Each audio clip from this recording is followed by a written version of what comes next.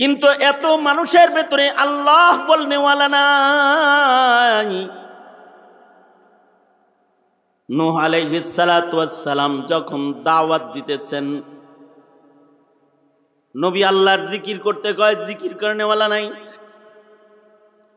নবীজি আজান দেয় তো নামাজ পড়নেওয়ালা নাই।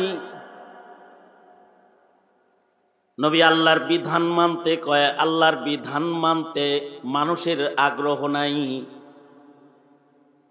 তো নূহ আলাইহিস সালাতু ওয়াস সালাম তিক্ত বিরক্ত হয়ে একটা দোয়া করলেন, রব্বি লা তাযার আলাল আরদি মিনাল কাফিরিনা দাইয়ারা। ওগো আল্লাহ, যে নাফরমানদের কাছে তোমার কথা বললে শোনে না, তাদের জমিনে রাখার দরকার নাই, তাদের হালাক করে দাও। এ নাফরমানদের একটা ঘর বাড়িরেও তুমি ছাড়ো না। পয়গম্বরের দোয়া কবুল হয়ে গেল, মহাপ্লাবন চলে আসলো। আল্লাহর নির্দেশে পয়গম্বর নৌকা বানাইলেন। ওই সময় পয়গম্বরের দাওয়াত কবুলকারী 3 সন্তানের ঔরসে তাফসীর লেখে মাত্র 80 জন পুরুষ ও নারী যারা মুমিন, তাদেরকে নিয়ে পয়গম্বর নূহ আলাইহিস সালাতু ওয়াস সালাম নৌকায় আরোহণ করলেন। নৌকাটা নির্মাণকারী বানায়েছেন নূহ আলাইহিস সালাম। নির্দেশ হলো আল্লাহর নির্দেশে বানাইছেন। আর এই নায়ের ভেতরে কোনো বেঈমান ওঠার অধিকার রাখে না। এই নৌকায় শুধুই মাত্র তারা আরোহণ করবে যাদের ভেতরে ঈমান আছে, যাদের জবানে আছে লা ইলাহা ইল্লাল্লাহ, তারা আরোহণ করবে, বেঈমান আরোহণ করতে পারবে না। যাদের কথা আল্লাহ তাআলা আল্লাহর কালামে বলছেন, ওই সকল মানুষদের রং ঢং, ওই সকল মানুষদের অনুসরণ অনুকরণ যদি আমাদের মধ্যে পাওয়া যায়, তাহলে আল্লাহ তাআলা আল্লাহ পাকের প্রিয় হিসেবে আমাদেরকেও গণনা করবেন। এ কারণে কোরআনে কারীমের মধ্যে আল্লাহ তাআলা আল্লাহর প্রিয়দের আলোচনা করেছেন। আমাদের বাপ দাদা, আমাদের পূর্বপুরুষদের ভেতরে যারা আল্লাহর মাহবুব, আল্লাহর প্রিয়, তাদের কর্ম, তাদের কীর্তি, তাদের আমাল, তাদের আখলাক কোরআনে হাকিমে আল্লাহ তাআলা কিয়ামত পর্যন্ত আনেওয়ালা বনি আদমের জন্য তুলে ধরছেন। এজন্যে তুলে ধরেছেন আমরা যেন তাদের মতো হতে পারি। আমরা যদি আমাদের মন মতো না হই, আমরা যেন আল্লাহর ইচ্ছা মতো, আল্লাহর পছন্দের বান্দাদের মতন হই। এমনকি কোরআনে কারীমের পয়লা সূরা সূরাতুল ফাতিহাতে আল্লাহর সামনে দাঁড়ায় নামাজের প্রত্যেকটি রাকাতে রাকাতে আমাদের দোয়া করতে হয়, হে আল্লাহ, আপনার প্রিয়, আপনার কাছে পছন্দের এবং আপনার জান্নাতের মাধ্যমে যাদেরকে আপনি পুরস্কৃত ঘোষণা করেছেন, মুনআম আলাইহি, ওই সকল বান্দাদের মতন আমাদেরকে আপনি কবুল করেন, তাদের পথে আপনি আমাদের পরিচালিত করেন। আমরা প্রতি নামাজের রাকাতে রাকাতে এই দোয়া আল্লাহর নির্দেশে করে থাকি। সূরাতুল ফাতিহাতে একেবারে আল্লাহর কালামের পয়লা সূরাতে নামাজের রাকাতে রাকাতে আমরা বলি, ইহদিনাস সিরাতাল মুস্তাকিম সিরাতাল্লাযীনা আনআমতা আলাইহিম। তার মানে হলো সব মানুষ আল্লাহর পুরস্কার প্রাপ্ত না, সব মানুষ আল্লাহ পাকের প্রিয় না। যারা আল্লাহর প্রিয় তাদের মতো আমরা হইলে আমরা হব আল্লাহর প্রিয়। এই কারণে আল্লাহর কালামে ওদেরকে একটু একটা ভলান্টিয়ার ওদেরকে একটু নীরব করার চেষ্টা করেন তো। একজন সবাই যায় না, একজন ওদেরকে নীরব করেন, ওদেরকে নিরিবিলি করে দেন। আর আপনারা এই দিকে খেয়াল করেন। দুনো হাত উপরে তোলেন তো, সোজা করেন, নাড়াচাড়া দেন, নামান, আবার তোলেন, আবার নামান। বলেন আলহামদুলিল্লাহ, সুবহানাল্লাহ, আলহামদুলিল্লাহ, লা ইলাহা ইল্লাল্লাহ, আল্লাহু আকবার। আওয়াজ করে বলেন আল্লাহু আকবার, আল্লাহু আকবার। এই যেমন আমার দিকে ছিলেন, হাত তুলতে বলছি তুলছেন, নাড়াইতে বলছি নাড়াইছেন, এরকম ঠিক এই দিকে থাকেন কিছু কথা।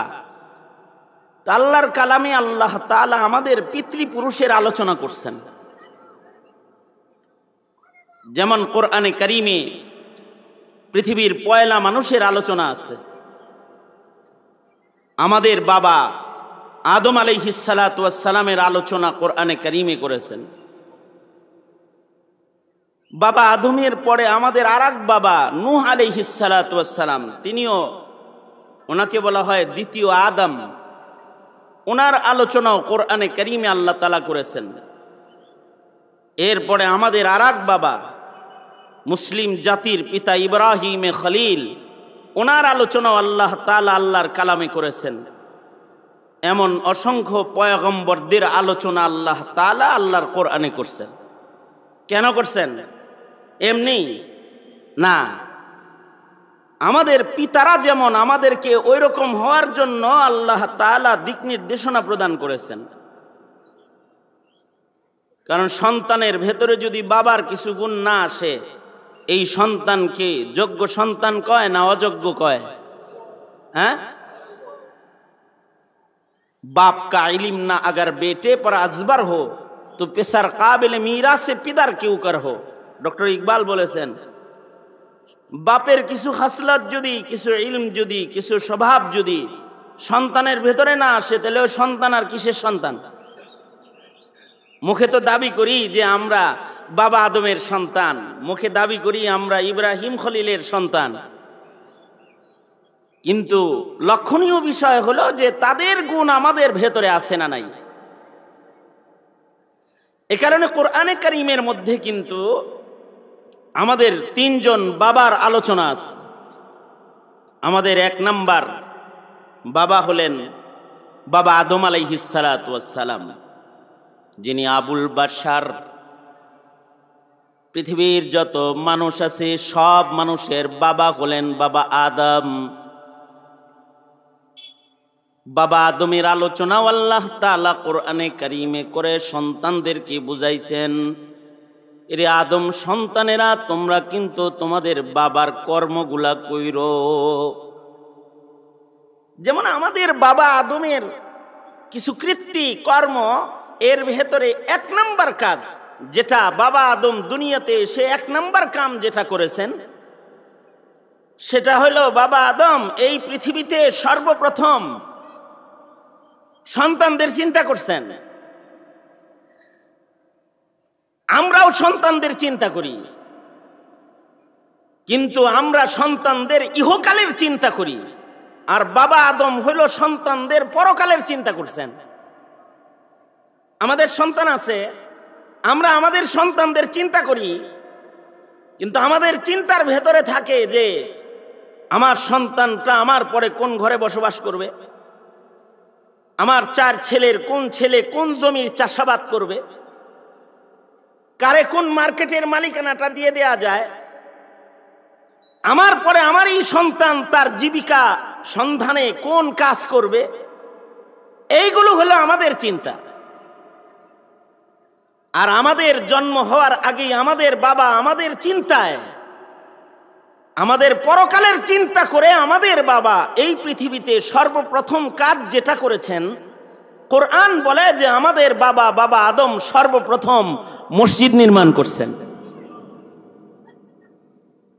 আল্লাহ বলেন, ইন্না আউওয়ালা বাইতি উযিআ লিন-নাস, ইন্না আউওয়ালা বাইতি উযিআ লিন-নাস লাল্লাযী বিবাক্কাতা মুবারাকাও ওয়া হুদাল লিল আলামিন।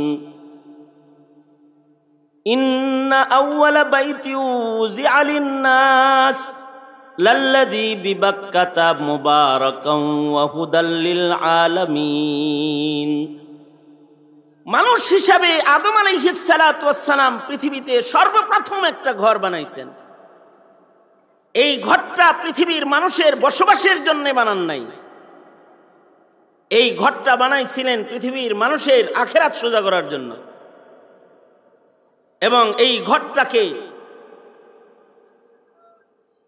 কেন্দ্র করে ওনার সন্তানরা আল্লাহমুখী থাকবে। আদম সন্তানরা এই ঘর কেন্দ্র করে রবের গোলামি করবে।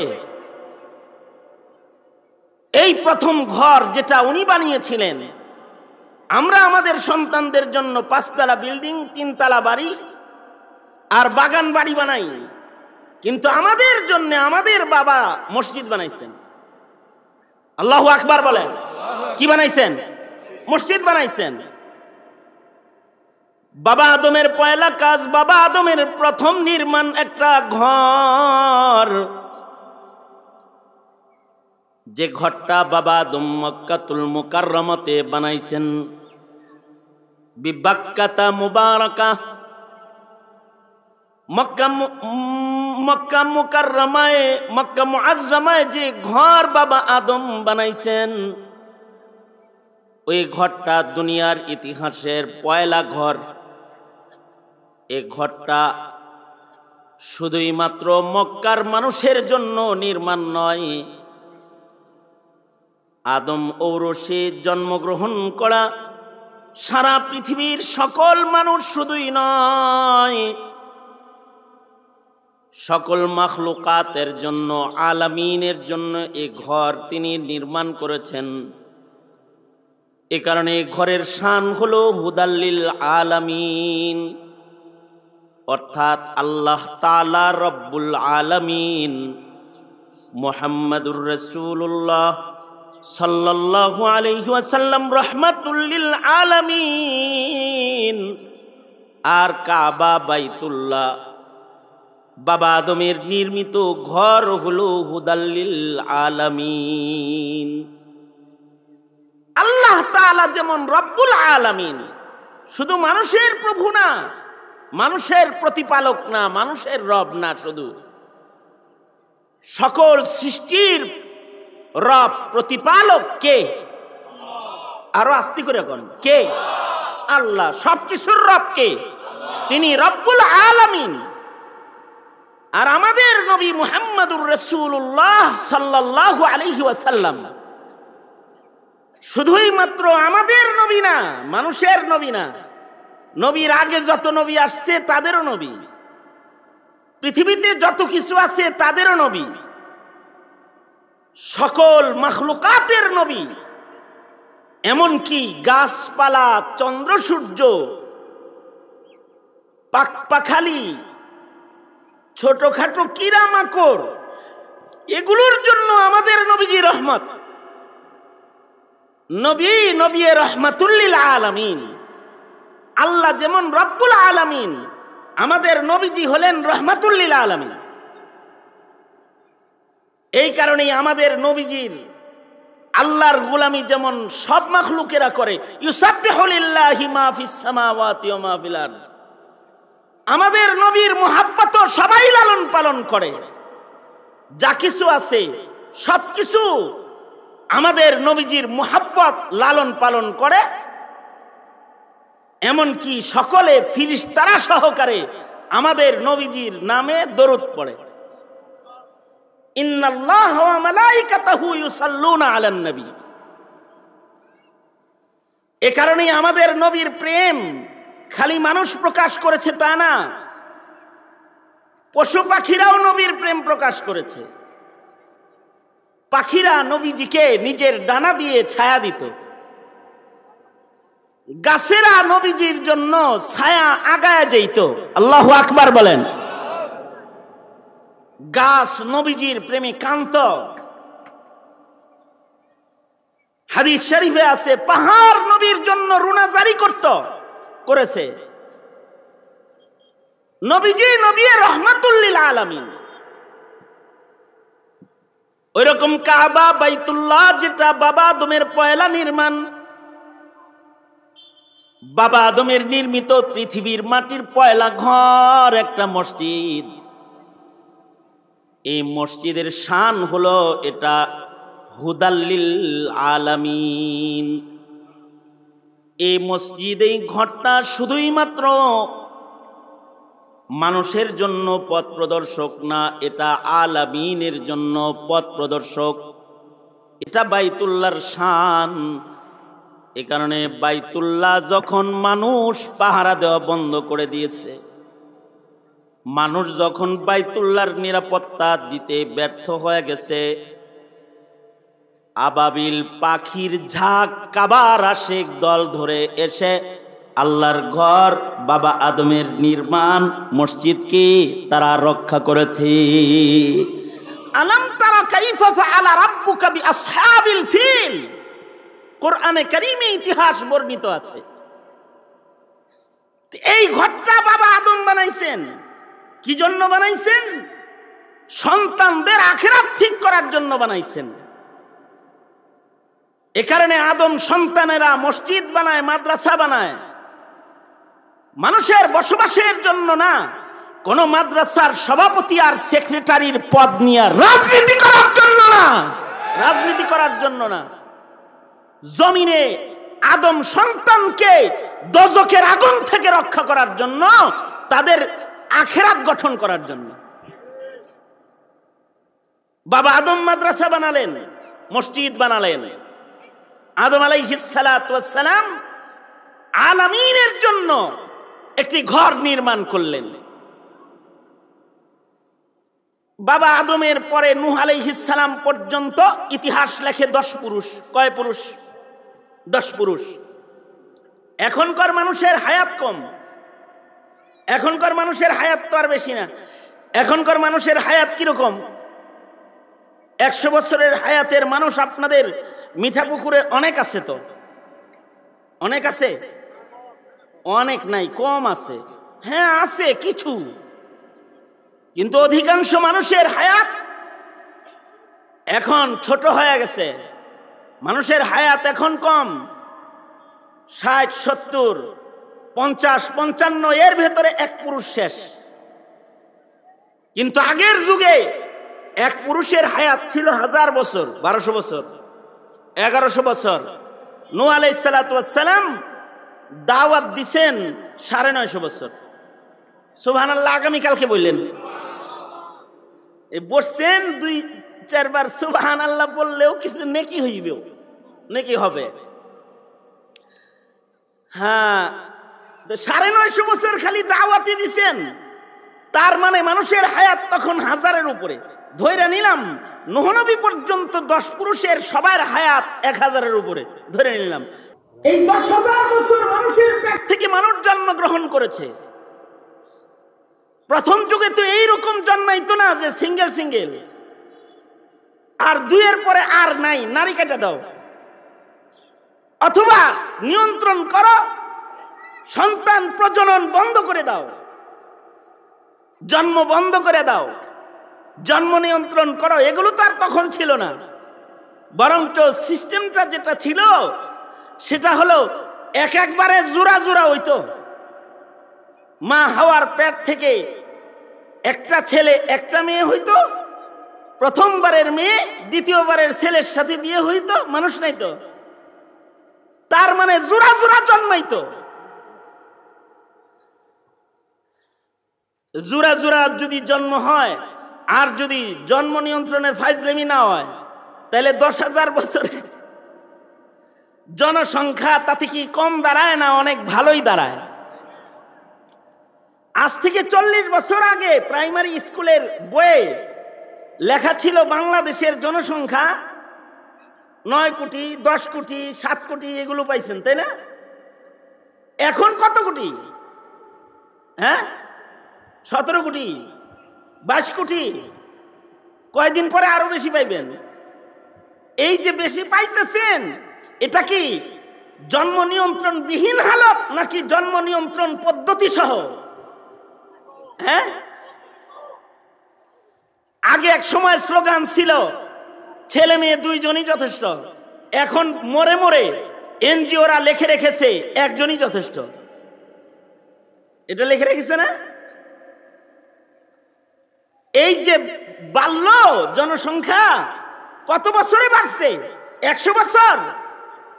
মাত্র 40 বছরে যদি হয় জনসংখ্যা এরকম দ্বিগুণ, তাইলে ওই সময় 10,000 বছর যখন অতিক্রম করেছে, পৃথিবীতে মানুষের সংখ্যা কি খুব কম নাকি মোটামুটি হয়েছে? কিন্তু এত মানুষের ভেতরে আল্লাহ বলনেওয়ালা নাই। নূহ আলাইহিস সালাতু ওয়াস সালাম যখন দাওয়াত দিতেছেন, নবী আল্লাহর জিকির করতে কয়, জিকির করনেওয়ালা নাই। নবীজি আজান দেয় তো নামাজ পড়নেওয়ালা নাই। নবী আল্লাহর বিধান মানতে কয়, আল্লাহর বিধান মানতে মানুষের আগ্রহ নাই। তো নূহ আলাইহিস সালাতু ওয়াস সালাম তিক্ত বিরক্ত হইয়া একটা দোয়া করলেন, রব্বি লা তাযার আলাল আরদি মিনাল কাফিরিনা দাইয়ারা। ওগো আল্লাহ, যে নাফরমানদের কাছে তোমার কথা বললে শোনে না, তাদের জমিনে রাখার দরকার নাই, তাদের হালাক করে দাও। এ নাফরমানদের একটা ঘর বাড়িরেও তুমি ছাড়ো না। পয়গম্বরের দোয়া কবুল হয়ে গেল, মহাপ্লাবন চলে আসলো। আল্লাহর নির্দেশে পয়গম্বর নৌকা বানাইলেন। ওই সময় পয়গম্বরের দাওয়াত কবুলকারী 3 সন্তানের ঔরসে তাফসীর লেখে মাত্র 80 জন পুরুষ ও নারী যারা মুমিন, তাদেরকে নিয়ে পয়গম্বর নূহ আলাইহিস সালাতু ওয়াস সালাম নৌকায় আরোহণ করলেন। নৌকাটা নির্মাণকারী বানায়েছেন নূহ আলাইহিস সালাম। নির্দেশ হলো আল্লাহর নির্দেশে বানাইছেন। আর এই নায়ের ভেতরে কোনো বেঈমান ওঠার অধিকার রাখে না। এই নৌকায় শুধুই মাত্র তারা আরোহণ করবে যাদের ভেতরে ঈমান আছে, যাদের জবানে আছে লা ইলাহা ইল্লাল্লাহ, তারা আরোহণ করবে, বেঈমান আরোহণ করতে পারবে না। এখনকার লঞ্চ স্টিমারে তো নাস্তিক উঠে, মুরতাদ উঠে, বেঈমান উঠে, কিন্তু নূহ নবীর নৌকা ঈমানদার ছাড়া আর কারোর জায়গা নাই। সঙ্গত কারণে পয়গম্বর নূহের ঔরসের এক সন্তানও ঈমান না থাকার কারণে নাই জায়গা পায় নাই, পাহাড়ে আশ্রয় নিয়েছে। কিন্তু মহাপ্লাবন এটা সর্বোচ্চ গতিও, পানি উপরে উঠে গেলে সকল মানুষগুলো পৃথিবীতে যা ছিল বেঈমান সব পানিতে ডুইবা মরে গেছে, ঘর বাড়ি তছনছ হয়ে গেছে। নূহ আলাইহিস সালাতু ওয়াস সালামের এই প্লাবন থেমে গেলে, যখন নৌকা তীরে ভিড়েছে, 80 জন মুমিন যারা পয়গম্বর নূহ আলাইহিস সালামের 3 সন্তানের ঔরসে, এরা জমিনে নেমেছে। এবার পৃথিবীটা সেকেন্ড টাইম, দ্বিতীয়বার আবাদ হওয়া শুরু হয়েছে। অর্থাৎ এ কারণেই নূহ আলাইহিস সালাতু ওয়াস সালামকে দ্বিতীয় আদম বলা হয়। কিন্তু নূহ আলাইহিস সালাতু ওয়াস সালাম থেকে শুরু করে ইব্রাহিম আলাইহিস সালাম পর্যন্ত মশহুর কোন নবীর আগমন ঘটে নাই। মানুষগুলো আবার ধর্ম হারা হইতে হইতে সব আল্লাহর গোলাম না থেকে সব মূর্তি পূজক হয়ে গেছে, চাঁদের পূজাকারী হয়ে গেছে, সূর্যের পূজাকারী হয়ে গেছে। এবার আল্লাহর ফয়সালা হলো, আল্লাহর গোলামদেরকে আল্লাহ তাআলা আরেকজন নির্বাচিত মানুষ দিয়ে আল্লাহর দিকে আহ্বান করবেন। জমিনে এখন আল্লাহ বলনেওয়ালা কেউ নাই, একজন আগমন করবেন আবার আল্লাহর পথে ডাকনেওয়ালা, আসমানের ফয়সালা, তিনি হবেন মুসলিম মিল্লাতের পিতা ইব্রাহিম খলিলুল্লাহ। ইব্রাহিম আসবে জমিনে, এটা যখন আসমানে আলোচনা হয়েছে, জিনেরা আগে আসমানের দরজা খোলা ছিল, উপরে যেতে পারত। আসমানের খবর শুই না, জমিনের উপরে জালিম শাসক নমরুদের কাছে খবরটা ডেলিভারি দিয়ে দিছে। জানো জানো নমরুদ, তুমি তো সারা দুনিয়ার রাজত্ব করো, তোমার রাজত্ব ভাঙবার লেগা খলিলুল্লাহ আইতাছে, ইব্রাহিম ইজ কামিং। ইব্রাহিম আসতেছে, কিন্তু সব তছনছ করে আলায় দিব। যেহেতু আসমানের দুয়ার খোলা, জিনেরা খবর এনে উপর থেকে নিচে সাধকদের কাছে, গণকদের কাছে দিয়ে দিত। তো কারণে তখন আসমানের ফিরিস্তাদের কথোপকথন কিছু চুরি হইত, জিনেরা চুরি করে এটা নিচে নিয়ে আসতো এবং গণকদের কথা মানুষ তখন বিশ্বাস করত। রাজা বাদশারাও গণকদের কথা বিশ্বাস করত। নমরুদের কাছে গণকে যখন বলছে যে ইব্রাহিম আসতেছে, নমরুদের এইবার মাথা খারাপ হয়েছে। বৃষ্টি পড়তেছে, এখন তো আগুন জ্বলে নাই। বসেন বসেন, এখনই শেষ হয়ে যাবে। আমি যেটা বলতে চাই আপনাদের কাছে সেটা হলো, বৃষ্টি খুব দরকার, রহমত তো। মাহফিলের বরকতে বৃষ্টি হইতেছে, আলহামদুলিল্লাহ। ইব্রাহিম আলাইহিস সালাতু ওয়াস সালাম আসবেন, কিন্তু নমরুদ তো সারা দুনিয়ার বাদশা। সে আইন করলো স্বামী স্ত্রী একসাথে আর থাকতে পারবে না, ইব্রাহিম আসতে দিব না। দায়িত্ব দিছে আজর রে। আজর গোপনে একদিন থেকে আলাইছে, আল্লাহ তাআলা ইব্রাহিমকে আজরের ঘরেই পাঠিয়ে দিচ্ছে। ইব্রাহিম আলাইহিস সালামের জন্ম হলো, ইব্রাহিম আলাইহিস সালাতু ওয়াস সালাম শিরক আর বহুত্ববাদকে তছনছ করে একাত্মবাদের ঝান্ডাকে উঁচু করলেন। এবং এই ইব্রাহিম আলাইহিস সালাম দিয়ে আল্লাহ তাআলা নূহ নবীর প্লাবনে যেই ঘরটা নির্মিত হয়েছিল হুদাল্লিল আলামিন হিসাবে, যেটা মাটির নিচে হারায় গেছে, এটাকে পুনর্নির্মাণ করলেন। বাহানা হিসাবে ইসমাঈলকে বনবাস দিলেন, সেথায় কুরবানির ইতিহাস করলেন, সফা মারওয়ার ইতিহাস করলেন, জমজমের পানি ওখান থেকে বের করলেন। এবং ইব্রাহিম ইসমাঈল দিয়া আল্লাহ তাআলা আবার পুনরায় আল্লাহর বান্দাদেরকে আল্লাহর দিকে করার জন্য কাবা শরীফকে পুনর্নির্মাণ করলেন। ইব্রাহিম আলাইহিস সালাতু ওয়াস সালাম বাইতুল্লাহ নির্মাণ করলেন। অবশিষ্ট মাটি কিছু বেঁচে গেল, যেটা বাইতুল্লাহ নির্মাণের পরে কিছু অবশিষ্ট মাটি বালি বেশি হয়ে গেছে। আল্লাহ তাআলা নির্দেশ করলেন, ইব্রাহিম এই অবশিষ্ট এই মাটিগুলাকে তুমি বাতাসে ছুঁড়ে মারো।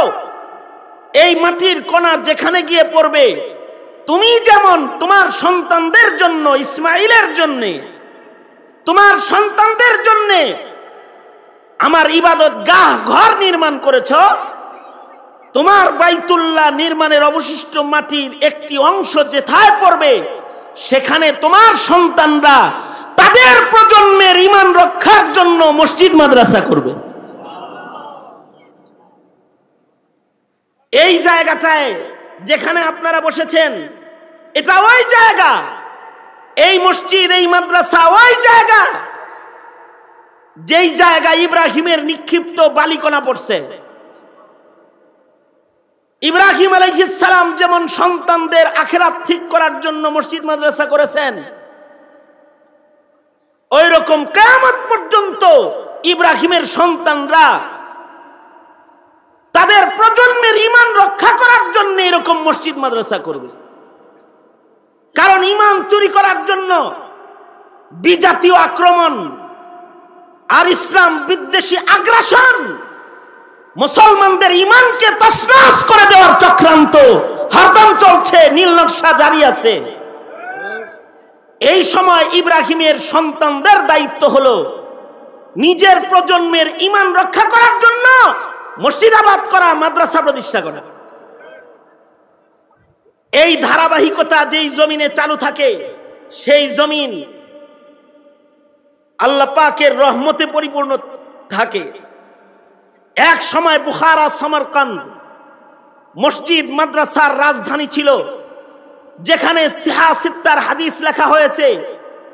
এক সময় বাগদাদ তথা আরব বিশ্বের জায়গায় জায়গায় ইলমি দ্বীনের গবেষণাগার ছিল, যেখান থেকে মাযহাবের মাসাইল লেখা হয়েছে। সেই বুখারা, সমরকান্দকে আজ তালিম শূন্য করে দিয়ে শুকনো মরুভূমিতে রূপান্তরিত করেছে ইসলামের দুশ্মনেরা, আমাদের দেওবন্দি বাপদাদারা এই হিন্দুস্তান তথা ভারতবর্ষকে আবাদ করার জন্য দারুল উলুমের নিসবতে সারা ভারতবর্ষে মসজিদ মাদ্রাসার মাধ্যমে ভারতবর্ষের ঈমানকে তরতাজা করেছেন। এই তরতাজগি হালতকে বন্ধ করার জন্য সরকারি বেসরকারি সকল অপশক্তি আজ মসজিদ মাদ্রাসার পিছনে লেগেছে। আজকে মাদ্রাসার ছাত্রদের গলায় জঙ্গিবাদের তকমা লাগানোর জন্য চেষ্টা চলছে। যারা তাসবিহ আর কোরআন আর সুন্নত নিয়ে যাদের জীবন গড়া, তাদেরকে সন্ত্রাসী অথবা টেররার হিসাবে জাতির কাছে পেশ করে যারা শিক্ষাঙ্গনে প্রকাশ্যে দিবালোকে মানুষ হত্যাকারী, তাদেরকে দেশ পাহারাদার আর স্বাধীনতার সৈনিক হিসাবে পেশ করার চক্রান্ত চলছে। এই সময়ে আপনারা যারা এলাকার মানুষ, তাদের চোখ কান খোলা রাখতে হবে, মনে রাখতে হবে মসজিদ থাকবে মাদ্রাসা থাকবে তো প্রজন্মের ঈমান থাকবে, মসজিদ মাদ্রাসা থাকবে না তো প্রজন্মের ঈমান থাকবে না। মসজিদ মাদ্রাসা থাকবে তো হাফেজে কোরআন থাকবে, জানাজা পড়ানোর মানুষ থাকবে, সুন্নতি দাফনের তরিকা থাকবে, হালাল হারাম বেছে চলার মানুষ থাকবে। এগুলো থাকবে না তো দিনহীন এক মরুভূমিতে এক মানবতার জীবন যাপন কিন্তু করতে হবে। সঙ্গত কারণে জমিনের মানুষের ঈমান রক্ষায় সবাই সতর্ক অবস্থান নিতে তৈয়ার আছেন তো ইনশাআল্লাহ? এই মসজিদ মাদ্রাসাকে হেফাজত করবেন তো ইনশাআল্লাহ? কারা কারা ইনশাআল্লাহ এর পাহারাদারি করবেন? আল্লাহ তাআলা আপনাদেরকে কবুল করেন। বৃষ্টির ভেতরে হলেও আপনাদেরকে আমি আমার বাপ দাদাদের সংক্ষিপ্ত ইতিহাস বলে এই মসজিদ মাদ্রাসার যে গুরুত্ব আপনাদের সামনে তুলে ধরলাম, এটা আল্লাহ আপনাদেরকে বুঝার তৌফিক দান করে এবং এলাকার দ্বীনি পরিবেশ রক্ষায় আপনাকে ইব্রাহিমের সন্তান হিসাবে, আমাকে ইব্রাহিমের সন্তান হিসাবে আমাদেরকে আল্লাহ তাআলা কবুল মঞ্জুর করে, এটাই কামনা। আল্লাহ তাআলা এই মজমাকে কবুল করেন। এই হাফেজ ছেলেগুলা যাদের মাথায় পাগড়ি দেওয়া হয়েছে তাদের কবুল করেন।